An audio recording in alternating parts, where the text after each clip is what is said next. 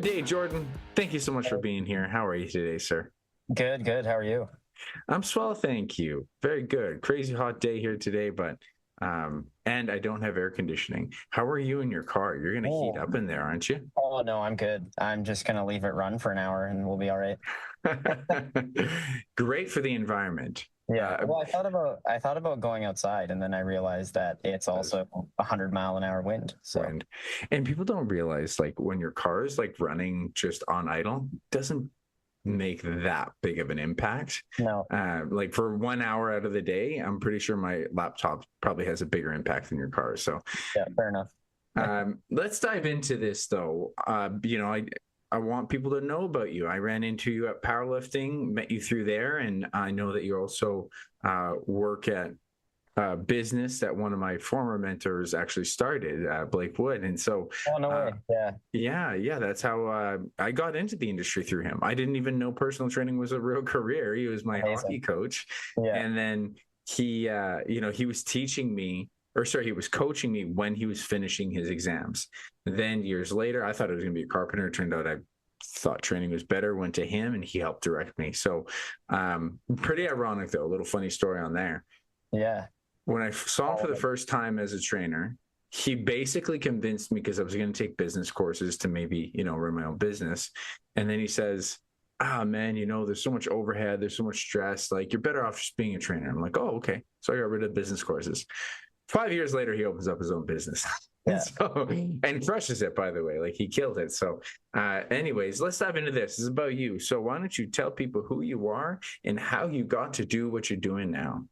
Yeah. Yeah. There's a lot of story there and kind of funny that you had that sort of path that took you through business into training and all of that. I took a similar but different path that started in engineering, believe it or not. So yeah, direct entry engineering from high school. Did about a year of that. Decided it wasn't for me. Whether that was like the calculus or something else, I'm not too sure. But then went into computer science because I thought that would be the thing that I excelled in. And I decided at that same time to kind of like, out of my own personal interest, because I had started going to the gym during university, I should take some classes just like for physical activity. This is for my own personal interest. It would be cool. Need some electives anyway. So here I am in computer science taking a few kin electives in year two. And then at that point I was like, wait, I could do this as a job. Is that's a thing I can do? Okay, well maybe I should try that. So anyway, I ended up in kin, finished that degree off in 5 years from when I started after kind of bouncing all over the place. Um, and then yeah, graduated. I worked not as a personal trainer to begin with because it was incredibly hard to find a full-time kind of position. So I was working doing like lawn care. I did some part-time training at Shapes once. Uh, I was doing some like team stuff with NRG. I don't know if you've Oh, yeah. heard of that, but that's kind of where my whole like career started, I guess, because I had NRG as field work from U of M. So I went through that whole program. Um, had a like really part-time job, like 3 hours a week with them, just training swimming teams out of Pan Am Pool. Kind of a niche thing, but Mm-hmm. um, yeah. Eventually, COVID came around. Got some opportunity after the first shutdown to come back full time. So I did that, and then where are we at now? The Rink Testify Performance purchased NRG. I worked there for about 5 years, and then I made a transition over to Pure. So I spent a lot of time with athletes over the course of my career, and then just only recently, 2023, made my way to Pure with Blake, who I agree is a great mentor, business owner, doing a good thing there. That it's been really enjoyable to be a part of. Yeah, that's incredible. It's so cool to hear this, and people need to appreciate this who aren't trainers. It's hard. It's such a Yeah. hard job to make a living with. Like, I remember hearing, I don't know, I've heard numbers, I haven't checked them out, but it's like average career is like 3 to 5 years or something like that. Might be more or less. I don't know. But it sounds like a cool idea. And it's so funny how many people will get in shape and be like, someone's like, hey, would you train me? Like, everyone's, if they know you, they'll be like more comfortable with you. Right.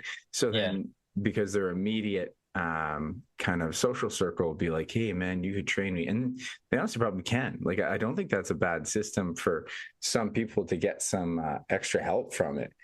So yeah, people love the idea of being a personal trainer themselves, and it turns out like it can be really complicated, right? I think that it's really difficult to get people to do what they don't want to do.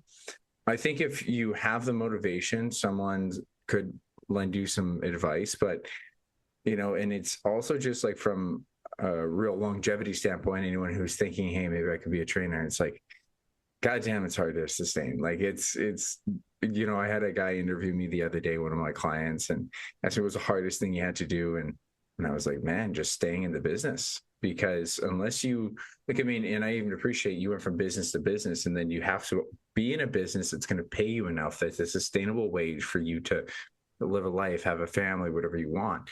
And just know that like that business is struggling to have people, but at least they're giving you people, but they can only give you so much money, right? Like to me, that was what made me want to own my own, was because then the sky's the limit. It's really hard, but like you don't have that cap. And if you work in this industry, there's a lot of caps as to how much you can get paid per hour and stuff like that. Yeah. Well, and that's where I think what Blake and JF have done with Pure, growing it into this multifaceted allied healthcare facility, right? Like we have a walk-in clinic, we got X-ray, minor injury clinic, physio, massage. Then we have the like diagnostics realm, which is where I'm mostly involved now. I can get into that a little bit too, but running the longevity medical program or executive health program at Pure. But like that's really the draw behind being able to have a career with these things is, yeah, you have your clients, you have some training, you start there and it grows into this bigger role than just that. Cause you're right. It's hard to sustain just having clients, from both like a rewarding standpoint as well as, just like the volume. Right. Mm-hmm.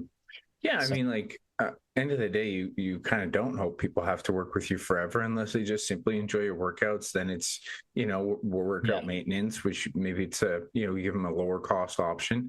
But a lot of there's going to be a turning door, a revolving door, people walking in and they got to come back in, and getting people and contacting people in this day and age, especially with the way social media is. It's a very saturated market for attention. And so I don't think that it's a saturated market for trainers, because there's way too many unfit people.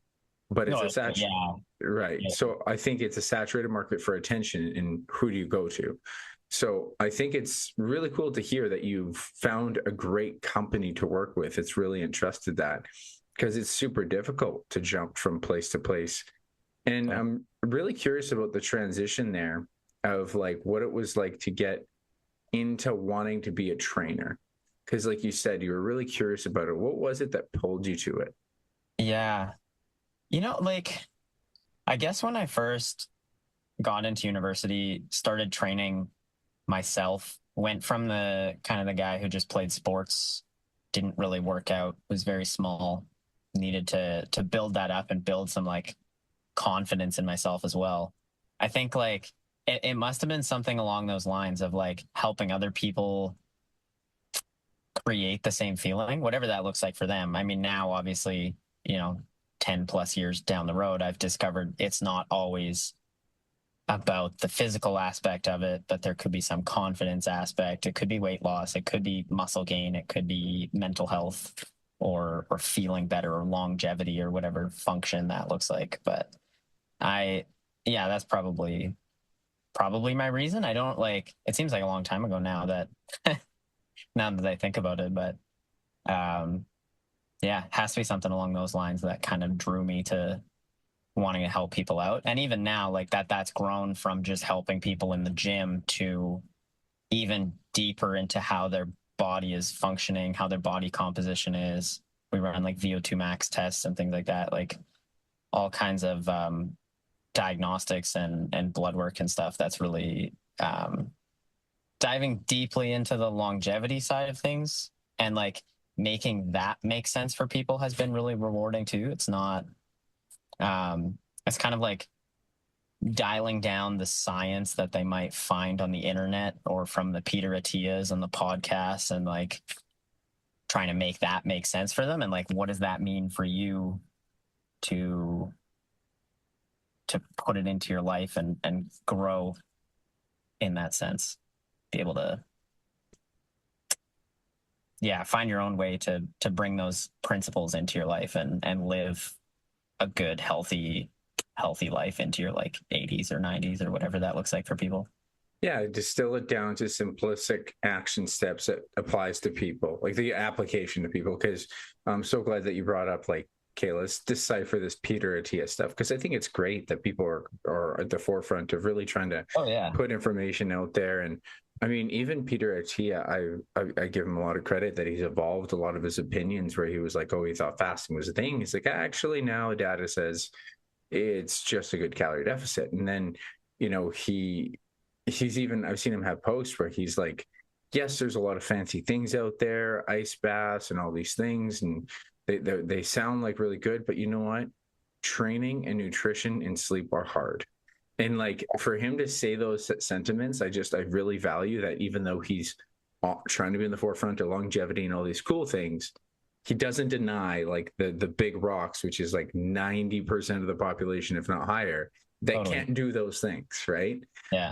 But I'm really curious about the longevity stance, because this is also another cool thing, right? Because some people can do the 3 rocks pretty well.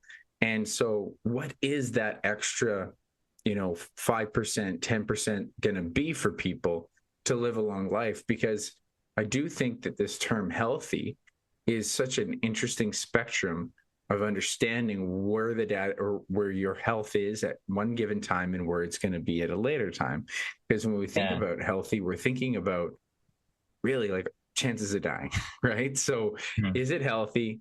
And so then we're going to look at correlations of healthy people live a long time if they have this BMI, which, hey, there's actually problems with BMI. Do you have enough lean mass or not? So one of the ones I always recommend people more recently, I'm like, use waist to height ratio, because that's going to be really applied to, your body fat around your midsection, which is going to relate to your visceral fat, right? And that's going to be a problem. Then you can take in other markers. Do you have cardiovascular fitness? I talk about this colleague all the time, because he has a much higher body fat percentage than me, but his resting heart rate's 40 beats per minute. And I'm like 55 to 60. He's probably got me on that one. And then even like strength, again, you add all these little things in. I want you to fill this in, because I'm filling too many things in. What are the longevity markers? Because this sounds like really interesting diagnostics you're doing. What are the longevity markers that if people are doing most of the main things, what should they really look at to try to live long as they can, the best quality of life they can? Yeah. Some of the stuff we look at, aside from your traditional, well, not traditional, more than that, blood panel, we test like 53 different blood markers. We actually use Inside Tracker, which you've probably heard of. But so there's obviously like the medical side of it, but we are also testing strength. So some things we look for in terms of relative strength on a mid-thigh pull is like 3 times body weight is one that I talk a lot about for people. We find like that's highly correlated with our long-term abilities. Can you elaborate on that? Like what a mid-thigh pull is? Yeah. So we use force plates. They go underneath your feet. Essentially, you pull up on a bar at the very top portion of a deadlift. So you can think like you're almost standing up, but you got a little bit of knee bend, a little bit of hip hinge. and we're pulling up on a bar and pushing with our feet through these force plates to just produce as much force as we can against an object that's not going to move. Right. So all of that force is going to go through the plates, and it's going to give us a sense of what our total body strength is like. And then within that test, we're looking for something in the realm of 3 times body weight or better. Some like high level athletes end up being 4 or 5 times body weight. You can imagine getting up out of a chair being 1 to 1.5 times body weight. That's the strength you would need to be able to perform that action. So I like to lay it out for people as like, okay, 20, 30 years down the road, if right now we're only at 2 times body weight for this strength metric, what's that going to look like if we do see some decline as we age? Obviously, there's nuances within whether we see that decline or not, but it's bound to happen to some extent if we don't do something about it. So that's one of our tests. We also take VO2 max, so cardiovascular health and or function into account. So we run a maximal exercise test. So I would say, that cardiorespiratory fitness is obviously highly correlated. We use a VO2. So a VO2 max is the maximum amount of oxygen that your body can consume, in this case, during maximal exercise, which is kind of a Peter Attia point as well. Like a major marker of your longevity and your ability to continue to function throughout the lifespan. So some things, like an example in that one, it's like 30 or 35 milliliters per kilo per minute or something like that is like equivalent to going up a flight of stairs.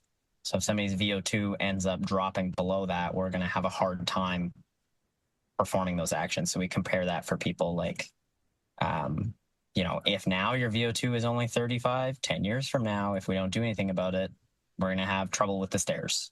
Mm-hmm. If we don't want to have trouble with the stairs, we need to pick up our cardiovascular activity and like kind of simplifying those things for people. And they all come back to the basics that you were talking about, right? It's going to be training. It's going to be recovering. It's going to be training being both resistance and cardio. Obviously I'm not going to go through the whole gambit of things, but if we were to pick a few, it's that strength, it's our body composition. So the DEXA scan, you mentioned visceral fat. If somebody has the means, the best way to measure visceral fat is going to be your DEXA scan versus anything else. But that waist to height ratio is really good too, to make that correlation ahead of time. But if somebody wants to look into it more deeply, the DEXA would be that next step to really help figure out what's going on in the inside. And like you said, the higher levels of body fat don't really usually matter relative to whether we're storing visceral fat, whether we have enough muscle mass. We look at, you also mentioned BMI. The DEXA Fit app brings out appendicular lean mass index. So the mass on your arms and legs relative to your height as a replacement for BMI, or fat-free mass index as a replace for BMI. Those are both good metrics too that we look at for the long term. So those things, strength, balance is another one people don't think of, but. Just to go back there, I thought that was interesting. So were you talking about muscle mass on limbs? Yeah. And I think that's really intelligent, because I see it in people, but I haven't heard of people measuring it this way. So instead of just looking at overall muscle mass, you're considering relative to someone's total size and how much they have on each individual limb to correlate how much valuable muscle mass they have in total. Is that fair? Yeah. Because you would make the assumption that the more arm and leg muscle mass you have, those tend to be the more functional of the muscles, right? So I guess that's their correlation for that guy. So even better than go ahead. Yeah, I was just gonna say, and like, when it comes to muscle mass, so people also understand, is even in a DEXA scan, it's a fucking guess. And so it's Oh, yeah. like, you know, when we're doing it, it's always like, I've seen some people make arguments of like, hey, you know, like there's lean mass here, you know, it's the lean mass gain or loss. It's like that could be muscle glycogen, that could be muscle glycogen, it could be water, it could be many things, and we're going to correlate it. And Yeah. so, you know, when I've done DEXA scans, I've been like, hey, it looks like there's 4 pounds more in my arms. That's not all muscle, right? Not It's definitely necessarily. Yeah. right, Muscle especially water. Yeah. muscle water. And it's because 4 pounds more in my arm, if I'm measuring in a deficit or if I'm measuring in a maintenance in both times, it's going to affect it. But it's important to recognize that like it's even harder, I think, to tell if you're doing the trunk because of the digestive system being in the trunk. And I love that That's, you point that out, that the yeah. arms and the legs need to get used. I think that's great. Yeah. That's one of the first things I tell people if they go. So in our program, we have people, they'll do a DEXA and they do follow-ups every quarter, right? After putting into place the things that we suggest. And the first thing I say if somebody's gone through weight loss is like, if we see your lean mass go down, that doesn't mean you lost muscle mass necessarily. Maybe you did, but hey, let's look at whether it came from your trunk or whether it came from your arms and legs. Like, let's make that breakdown, because lean mass lost from your trunk, many of the times, if you started a deficit, is going to be stomach, intestinal content, body water, like you said, muscle glycogen. Like, if you're in a deficit, there's going to be a ton of those things that are going to be different than the last time you came in. Mhm. So that's also why it's good to have these things over time, right? And have, like, if you do one every quarter and just have this sort of ongoing baseline that you can keep checking in on, gives you a better, the trend is a better picture than just a one-off kind of thing. Yeah, I noticed that myself too, because I would do them at least twice a year before and after a cut, and started to really appreciate. Hopefully, I'm net positive on the lean mass. And it's like, did I gain that 3 or 4 pounds? It's like, no, not pure muscle, but I'll call it muscle points, lean mass points. Like, it's in the right direction. We want to know it's more in the right direction. And so you don't have to say it's all pure muscle, because it's not. And it's okay to lose lean mass. I think this is like, you know, such a misconception from people that when you're in a deficit that you're going to lose muscle. And it's like, yeah, so that then you will, unless you're new to training or you're on steroids. And if you really don't want to lose that muscle, then you have to make sure that you're having enough strength training and eat enough protein. And even still, you could lose that muscle. And so but it's not the end of the world, because that, I believe that muscle rebounds fairly quickly after a fat loss phase. I agree. And you don't even know, again, is it pounds or not pounds? I'm curious about this because I always had a hard time with, probably because I was always putting too much stake in the lean mass. But Sure. I think what really got to me was seeing research articles around this. Maybe it's so well controlled that they're able to get people only losing like 0.1 or 0.2 lean mass, and then the rest is fat mass. And I have routinely rarely ever had a fat loss phase that I don't lose at least 0.3 to 0.4 of lean mass versus fat mass. So it's like, I know I lose some muscle. There's only one time where I actually lowered my training volume, which I know affected it, or maybe twice. But most of the time, I kept the training volume, I kept high protein, and I would see some lean mass loss, right? Because, you know, you kind of expect it, but I worried too much about muscle. I was curious from your perspective, other than like, because you would have to, this would be in a scenario with trained, experienced people, right? Yeah. Yeah. Do you still see a high lean mass, like 70 to 80% fat mass loss, you know, in a successful client? Or is it still relatively normal to have somewhere around 0.3 to 0.4 lean mass loss in a fat loss phase? Are you saying like 30% Yes. mass and 70% fat mass? Correct. Yeah. I would say up to that is fairly normal. Yeah. But Yeah. at the same time, I've also seen a lot of people have success at not losing lean mass. Now, again, a lot of a lot of that is with the caveat of what you were saying. If they're newer to training, so, or even if their training just wasn't effective, so they were training, let's call it once or twice a week, and we bump it up to 3 or 4 times a week, or said training is way more effective for whatever reason. I've seen lean mass gain and fat mass lost. For sure. You'll get recomp in that.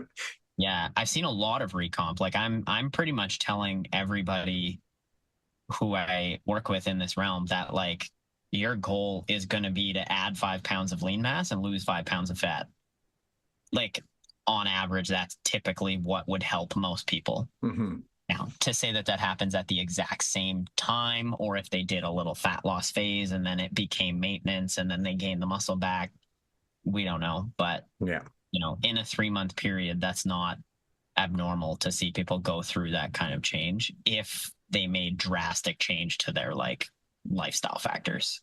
Yeah, the big change is the thing that really should be the driving force and exciting thing for people. It's like, hey, like that's why the scale won't even matter as much. But eventually we'll use a scale. If you're brand new, we actually will use a scale, but it won't tell us everything, right? That's where I'd be like, use a waist measurement. You have the DEXA scan, so it's great. But to be able to like rev it up, and I heard it stated, it finally like kind of dawned on me recently, just because again, it's just how I was collecting data and I saw this hole in it. It's like, why am I losing more lean mass even though I'm training a lot? And it's just that hole of it could be water, it could be many things. But training, hypertrophy is a stimulus and it's transient, right? So when you basically like you're doing a training, like a training session that's more hypertrophy based, like muscle building based, you go into your failure, so many sets. So now you have this stimulus, it's going to be in your body. Your body's going to say, hey, we could grow from that or not. And then based on the nutritional, things that you take in and based on your sleep, it'll net positive and negative muscle mass, right? And in the event that you're new, that could be positive and you could lose fat mass. In the event that you're not, you've just tried to be more resistant to losing that muscle. And so, and it was just like, I don't know why a switch flipped. It's like, hypertrophy signal lasts for 24 to 48 hours. It's not like a week. That's why you do it so many times. So over the weeks, you're maintaining or losing. So, no, I like that. And I think it's important that you even mentioned the idea of recomposition in phases. I think more people need this focus because then it's like, hey, I want to lose 40 pounds. Now, maybe someone has 40 pounds to lose, but it could be a hard 40 pounds. And maybe they shouldn't look at that as one big chunk, doing that 3 to 4 month stint and then doing a maintenance phase and then going back into it. I was curious from your experience. Do you use this at all with clients? Do you find that, I know it always depends on the client, depends on the person, depends on the situation. Yeah. Is there maybe a cap that on average you say, like, especially if someone's very consistent on dieting, by the way, like this is the caveat of like, they're dialed in 3 to 4 months. And I've heard this from Renaissance Periodization, read their book, and they mentioned after about 3 to 4 months, you should really consider taking someone out of a deficit for the sake of palate or diet fatigue and for metabolic reasons. Do you guys apply that at all? I haven't had that many people be that dialed in. Yeah, that's fair. Right? Where like I can think of one, and this was somebody who came to us with probably 75 pounds to lose. We also have a weight loss division, which is not mine, so there might be better stories within that. But we kind of set him up as well on that similar thing. Like and this was also partially his idea. He's like, I know for a fact that in 12 weeks, like I'm probably going to need a break from this. I'm going to go hard for these 12 weeks and be locked in, but then we're going to need like a maintenance where, we eat a little bit more, maybe we train a little bit less. We try to make that the homeostasis and go from there. So I fully agree with that. And if it applies to said person, I would use that as well. And I feel like most of the time people are taking their own breaks in a way. Like, I think they make that happen on their own, where it's like, okay, we've had a 3-month period between DEXA scans. I don't think you were locked in for all of it. They usually come back and say, yeah, I went on a trip for this 2 weeks. And I was like, all right, well, that was our maintenance. Now go back to it, or something like that. Yeah. Lifestyle ends up putting you into your maintenance periods. It could be a trip. It could be like just busy time. And like I even tell clients, it's like, hey, this might not be a week for fat loss, right? You got a lot of things on the go. It's like, I totally get, like, you can have a week where you just don't move forward or backwards. That's actually a great success. I even try to explain to people, this one client came to me recently where she's like, oh man, it was such a bad week. I'm like, I don't think it was bad. Your weight didn't change. But I also want you to, and I want you to pay attention to, you had to try for it to not be bad. And I think like what people, and even myself included, like it's always a hard thing to wrap your mind around. Maintaining weight takes a lot of effort. And so people, you need to learn that, like when you do those maintenance weeks, it's actually, if you plan it, like, hey, this is going to be a busy week. I'm not going to plan on being in deficit, but I'm going to plan on being conscientious of my diet. I'm going to eat more calories and feel more full from food, which will be great, less of a stressor. But also, you have to be cognizant with it. It doesn't happen by accident, because if you're someone who struggled with weight, you don't have good intuition around food. Like you just don't. That's what put you in that position, was your intuition. So you need to train your intuition around those maintenance weeks. I always say those diet breaks are actually training you to understand what it takes to maintain weight. So I love some of this info you're given. Are there any other tips you have for people who are thinking about more of the longevity aspect of things that they really should have within the routine, from what you've seen have been like obvious big rocks: training, nutrition, good sleep? You could even mention some tips around training, nutrition, or sleep, but what comes to mind that you see some people really excel with this? Yeah. I think the basics are it. I think people are looking for the answer to be like, oh, you should hop in an ice bath 3 times a week. You should hit the sauna. I do like sauna as a method for health and relaxation and whatever. But like, yeah, I don't really think any of that is going to be the answer. I think it's like as much zone 2 cardio as you can fit in your week. It's touching 90% of your heart rate max at some point throughout the week, maybe even twice, depends on your goals. It's doing all of that, getting your strength training in, whether that's probably got to be a minimum of twice a week, maybe 3 or 4, again, depends on your goals. I feel pretty strongly against alcohol consumption from a health perspective. I totally, like, every one of my clients nearly has that as a social factor that we need to manage. But the correlation that I've seen to alcohol and visceral fat is just so high that I don't personally think the value is there. I'm willing to allow like people to find value in it, and that's fine, because there are times where the social benefit of said night or weekend or whatever that you're having is gonna outweigh the small detriment of that like one day. But I think that's probably a non-negotiable if you wanted to optimize what you were doing.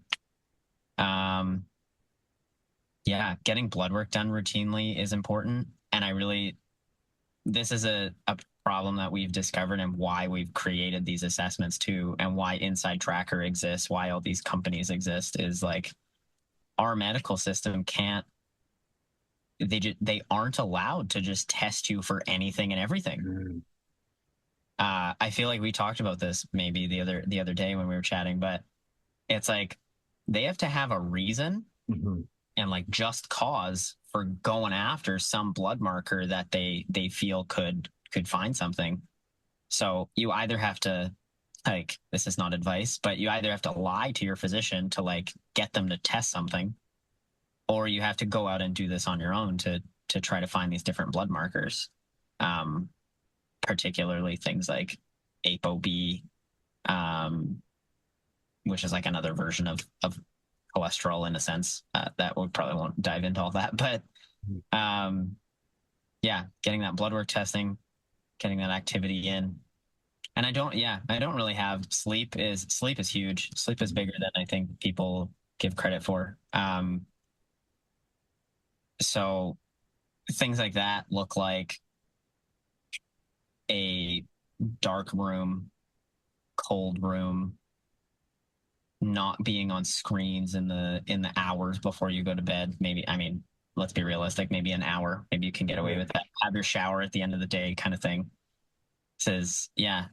Those are like there's a lot of nuance that you can do, but like you said, the pillars are really the things that you have to tackle. And it doesn't have to be you have to put in that much time to see a huge benefit from all this stuff, which I mean that's what we preach as fitness people, right? Like, yeah, come see us 3 times a week for an hour, put in a couple hours of cardio and whatever throughout the week. And what are we at? Like 6 hours of your time throughout a whole 7 days. I think people spend that much time on their phone in one day. I think we could make it work. And it's funny because you and I both realize it or see it as 6 hours. It's like, yeah, that should be manageable, but it's like that actually is a terrifying sentiment for a lot of people. Totally, yeah. And because what you also pointed out was something they won't be willing to admit is how much time they're spending on their phone and social media. I remember hearing this stat years ago, and I'm guaranteeing it's gone up. It was like the average scrolling on the internet for a person is somewhere around 4 hours a day, which can add up to 40-hour work weeks within a year. And so it's like anytime you're like, I really hope people take this to heart. Anytime you're scrolling on social media and you didn't get your workout in this week, I want you to add that up. I want you to really understand that social media, hey, I'm on it. That's how I connect to people. But it's like, I was starting it this week. I've progressed my tolerable, kind of like candy, right? Like you don't realize you're eating candy all the time, then you got to cut it out. You got to cut it out. So I save it for the weekend, right? And it's so effective, right? It's like, no, that's scrolling. No, that's wasting my time. That's wasting my life. I had a client say this really well. He said, are you consuming or creating? And it's just like anytime you're consuming, you're not really doing the things that you need to do when you should be active. And when you mentioned about like a few of the big things or the funny things like the ice baths and the saunas, I did want to get your opinion on this because the sauna ice baths, I think it's slowly coming out of the woodwork. People are like, okay, it's not that big of a deal. And I also believe that some of these topics are only relevant to us who are in the industry that see it on social media so much and pay attention to the people who are trying to like have big platforms and push ideas. And a lot of people who are just struggling don't pay attention to it too much. So it's like seed oils. Most people don't even fucking know what they are. But the sauna one I find interesting because it is still one of these things where like people get so raw about it. I'm like, then they tell you the protocol. Yeah, just like 20 minutes, 3 to 4 times a week. I'm like, it's not realistic. And both of us are talking in a context, like you can tell when someone works with people and you can tell when someone doesn't. It's like when they tell you to do sauna 20 to 30 hours a day, 4 to 5 days a week, who are you training? Like, if you're talking about athletes that can control everything, well, all the power to you, right? If you're talking about someone who you're like, did you get in a few 10-minute walks a day? Did you get 6 to 8K steps in today? I'm pumped. Like that is the most of the population, right? And so I really think it's so valuable for people to understand nuance. And like, I'm curious your opinion on the sauna though, because the correlation that I know a lot of people point to is I think it's like in Sweden where they had like a longevity study and they said like it's like decreases the risk of all cause mortality. But I'm like, correlation, like I don't look enough into these research articles to be like, for sure this is something heavy, or is it like, is there a chance that these people literally have time to do this more? Is there a chance that they're healthier individuals? Like, how heavy do you weight like that kind of research when you think about this stuff? Yeah. Just curious if my mic changed sound or not. No, it's good. Okay. I had to move some stuff around, but no worries. I don't think I've read enough into it either. Like I value it personally, but I think it comes from either the potential for that fringe benefit because I'm doing all the other things, or it's just like nice and relaxing. Mm. And it's like, it's just a time you can just check out for 20 minutes. Fair. I see people take their phone in there, which I think defeats kind of the purpose. Yeah, unplugging. Yeah. And I'm like, I think just like detach for 20 minutes. And I think that would be equally as good as being in a sauna. Probably better for mindfulness, probably better for just detaching, focus, like breathing. If you really like, you want to talk about all benefits being within a 20-second window, 20-minute window, like do it all, right? Yeah. Yeah. So yeah, I'm not advocating for it per se, but I think,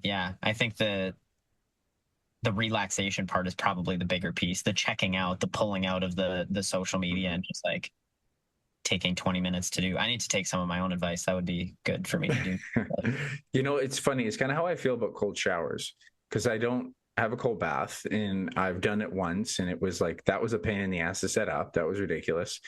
Well, yeah. But at the same time, and I would even argue that the research is against what I'm doing, but I think I walk the line. So I do cold showers after a workout, not supposed to do it, for 30 seconds to a minute.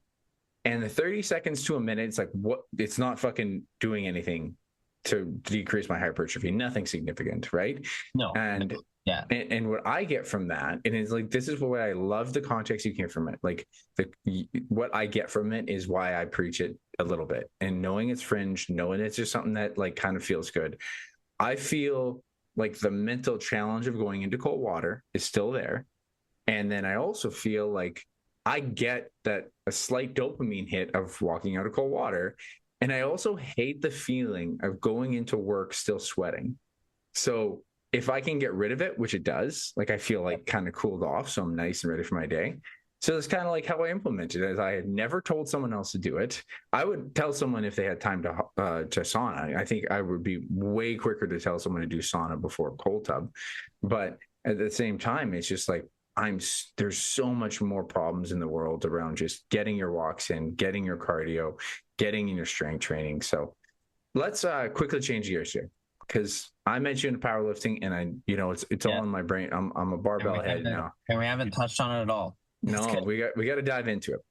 So let's talk quickly about your history in powerlifting, where you've been and what got you into the sport and like where you're at now.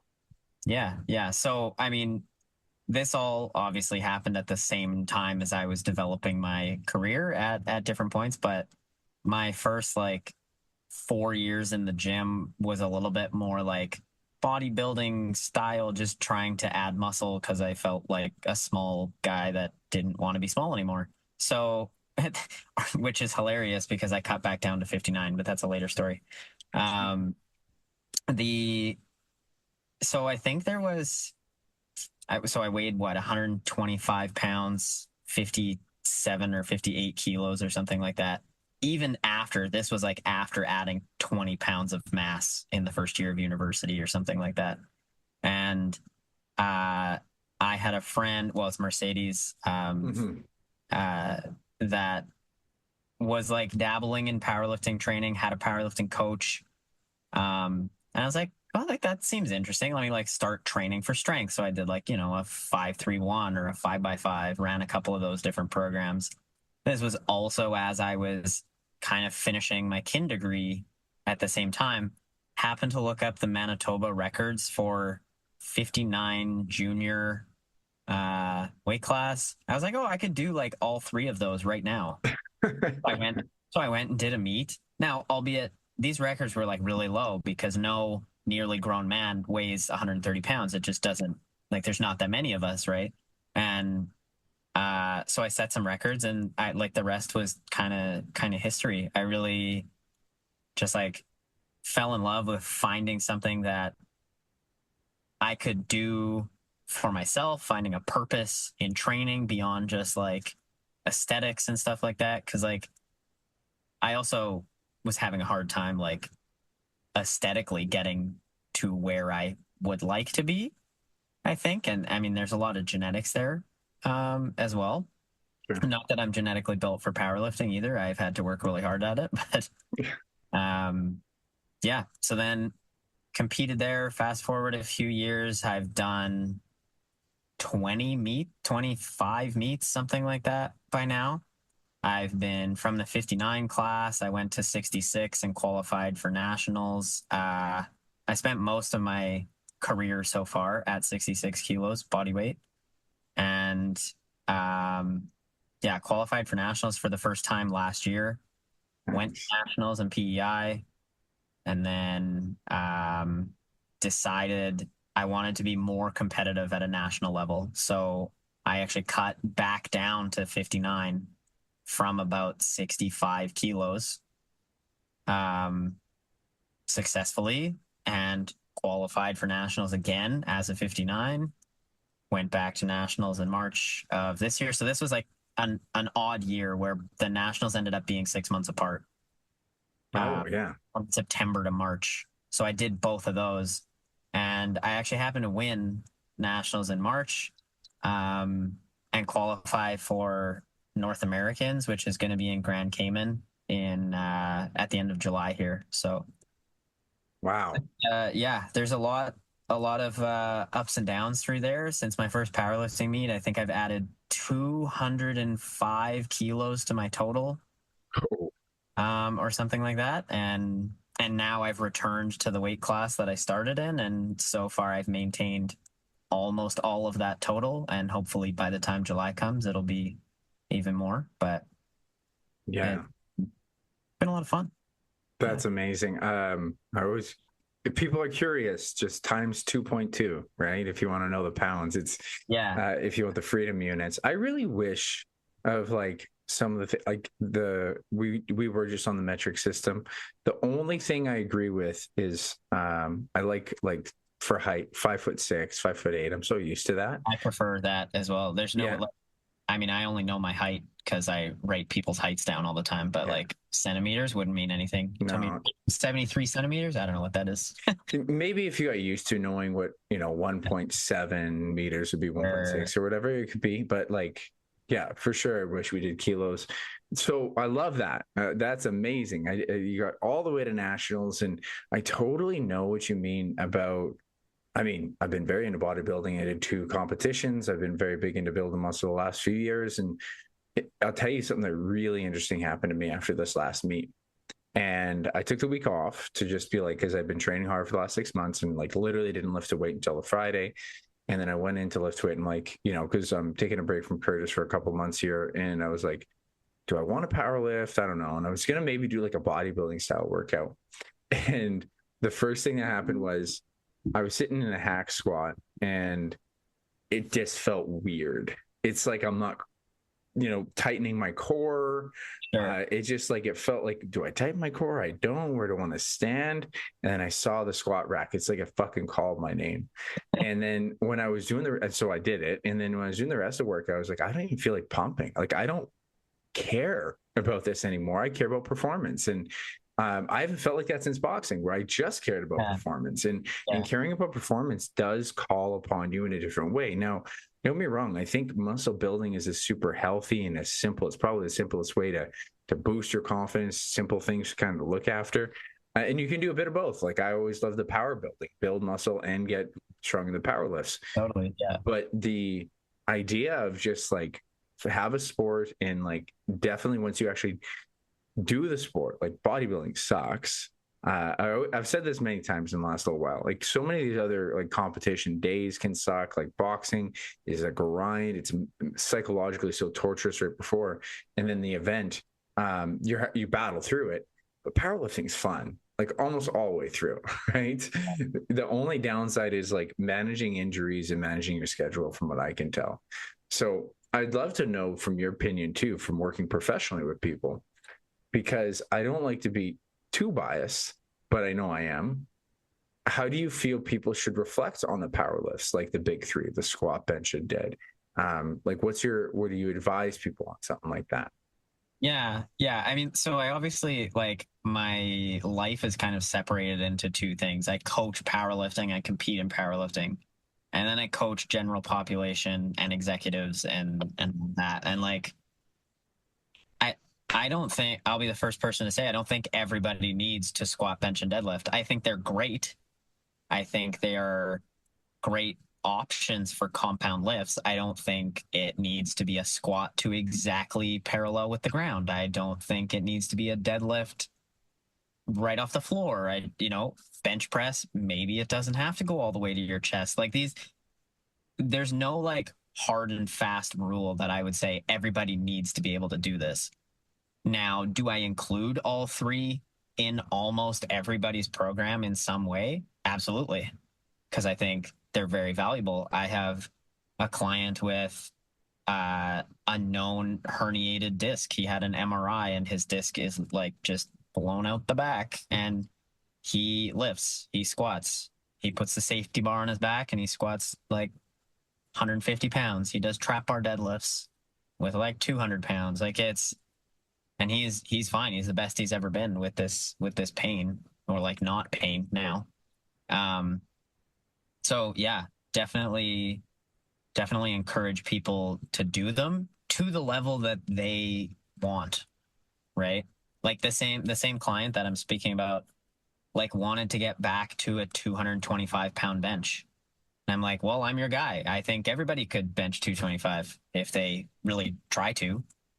That's also a weird belief I have, I guess. It's not weird. That like if you're a male, you can bench 225 at some point with the appropriate training if you want to.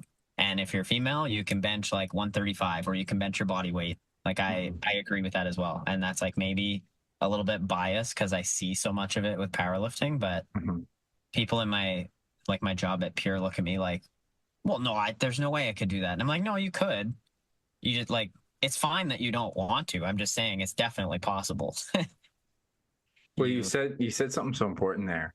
What I love about powerlifting is like people don't realize how strength is a skill that is acquired over a long period of time, and body weight relative, your physical proof of it, that you can do incredible things with weight if you get really good at the skill. And like, I mean, for people's context, because you can use this, and try to convert the best you can to pounds if you can. Oh, I speak both languages fluently. Pounds and kilos. Yeah. Okay, so tell people about your body weight and where your squat, bench, and dead were at your last competition. Yeah. So I'll do two things because I'll give you my all-time best, and I think I'm almost back there, but I'll also say what I did at my last comp. Cool. So at my best at like 65 kilos, so 144 pounds or something like that of body weight, I squatted 420 pounds. I benched 280, and I've deadlifted 480. Wow. Of which I've come pretty close to at the lower weight class, which is 130 pounds of body weight. And my best squat there is 410. My best bench is 265, and my best deadlift is in the realm of 465 or something like that. So I'm very, very close to where I was, and I think it's just more time at this body weight is going to have me back above my best numbers at any point. So that's, like 3 times body weight squat, 2 times body weight bench, and 3 point something on deadlifts. And that's, again, like the reason why I'm making that comparison is the body weight relative. Like most people listening to this podcast can't do those weights at all, let alone the body weight relative point. And that should also be like encouraging. It's like, yes, Jordan's got skill. He's been doing it a long time, but it's like, if you give anything that's like that, like that's a skill. And if you do the powerlifts, if you give it a skill, if you have no physical impairments that can limit you from doing it, you can do it safely. Is just give it time. Like it's the long game. And I think that's what people don't really appreciate.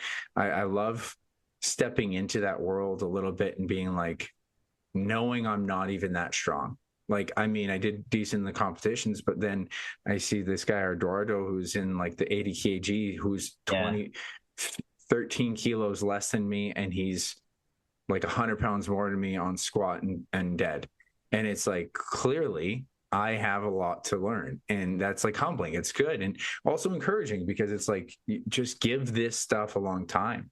What encouragement do you think, or what some tips you have for people when it comes to this, as far as how to get stronger let's kind of look at it like first for strength, because we could talk about muscle building, but we're talking about powerlifting. Like, how is that even different than going for strength, and how should people think about what they need to do to actually get, whether it is a form of the bench press, like you mentioned something really important there. It doesn't have to be the bench press. It could be a form of the bench press. It could be whatever. It could be a form of the deadlift. It could be a rack pull, whatever. But how should people look at strength a bit different than when it comes to hypertrophy and muscle building? Yeah. I think it does come back to what you said, where it's like it's a skill. It is something that you build up over time, but the skill part, the way that you train that is you have to work with the heavier loads.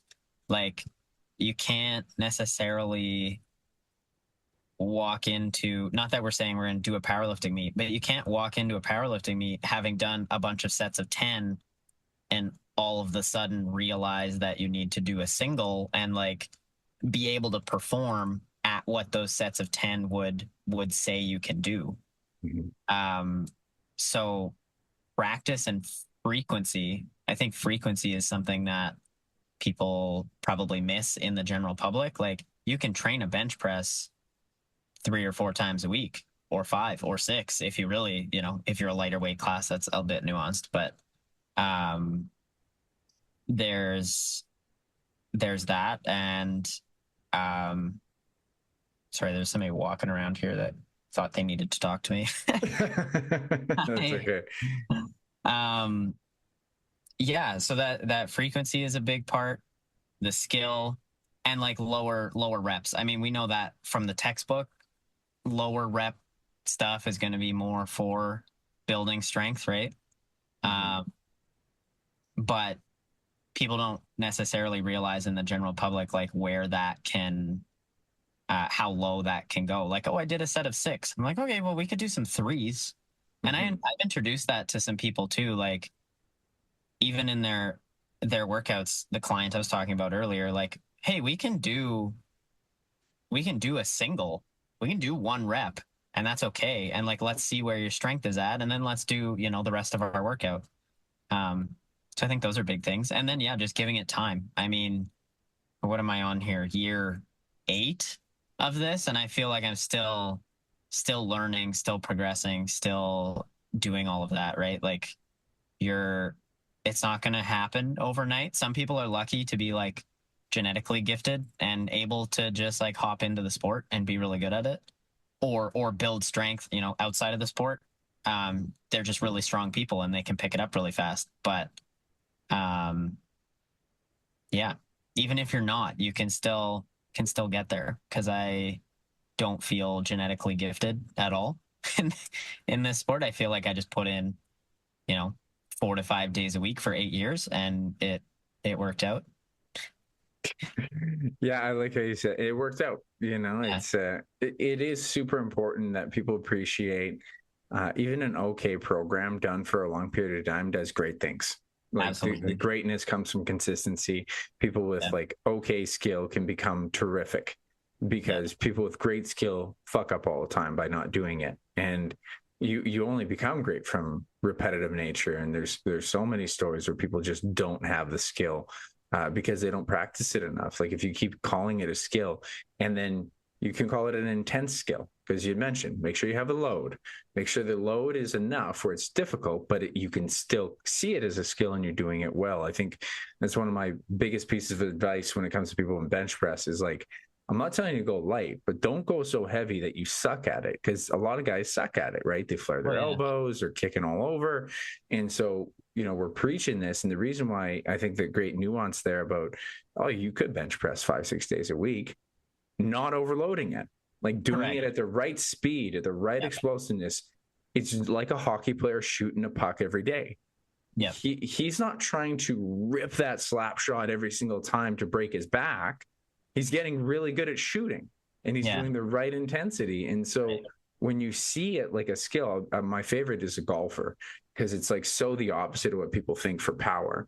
But there's a reason why guys that are the weight really doesn't matter nearly as much in that sport as it does skill.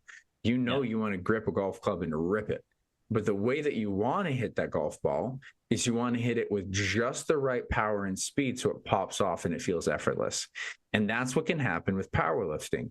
If you can load and sequence everything at the right time, it almost feels weightless, even though it's intense.